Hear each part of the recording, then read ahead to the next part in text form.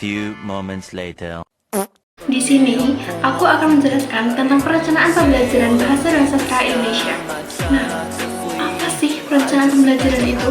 Nah, teman-teman, perencanaan pembelajaran itu merupakan suatu pendekatan yang sistematis yang mencakup analisis kebutuhan pembelajaran, perumusan tujuan pembelajaran, pengembangan strategi pembelajaran, pengembangan bahan ajar, serta pengembangan alat evaluasinya dalam upaya mencapai tujuan yang diharapkan. Dalam perencanaan pembelajaran juga terdapat jenis-jenis perencanaan pembelajaran. Jenis-jenis perencanaan pembelajaran yang pertama yaitu ada silabus. Silabus merupakan seperangkat rencana dan pengaturan kegiatan pembelajaran, pengelolaan kelas, dan penilaian hasil belajar. Jenis yang kedua yaitu ada standar kompetensi. Standar kompetensi merupakan kemampuan dasar yang harus dimiliki oleh peserta didik dalam suatu bidang pengembangan. Yang ketiga ada kompetensi dasar. Kompetensi dasar adalah pernyataan yang diharapkan dapat diketahui, disikapi, dan dilakukan oleh peserta didik. Yang keempat ada hasil belajar. Hasil belajar merupakan pernyataan kemampuan peserta didik yang diharapkan dalam menguasai sebagian atau seluruh kompetensi yang dimaksud. Yang kelima ada indikator. Indikator merupakan kompetensi dasar yang lebih spesifik dalam operasional yang dapat dijadikan ukuran untuk menilai ketercapaian hasil pembelajaran. Dan yang keenam, ada perencanaan semester.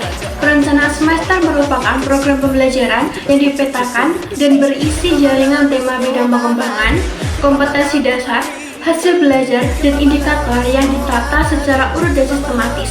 Yang ketujuh, ada perencanaan mingguan. Perencanaan mingguan disusun dalam bentuk satuan kegiatan mingguan atau SKM yang merupakan penjabaran dari perencanaan semester yang berisi kegiatan-kegiatan dalam rangka mencapai indikator yang telah direncanakan dalam satu minggu. Dan jenis yang terakhir yaitu perencanaan harian. Perencanaan harian disusun dalam bentuk satuan kegiatan harian atau SKH yang merupakan penjabaran dari satuan kegiatan mingguan atau SKM.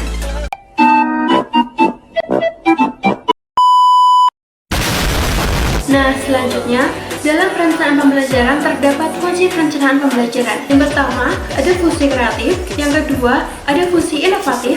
Yang ketiga, ada fungsi selektif. Yang keempat, ada fungsi komunikatif. Yang kelima, ada fungsi prediktif. Yang keenam, ada fungsi akurasi. Yang ketujuh, ada fungsi pencapaian tujuan. Dan yang kedelapan, yaitu ada fungsi kontrol. Selanjutnya, ada tujuan pencapaian pembelajaran.